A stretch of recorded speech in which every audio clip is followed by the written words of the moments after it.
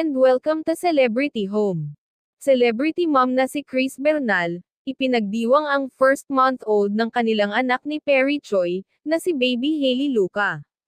Sa post ni Kris ay inilahad nito ang kanyang napakasayang damdamin dahil sa kanyang baby.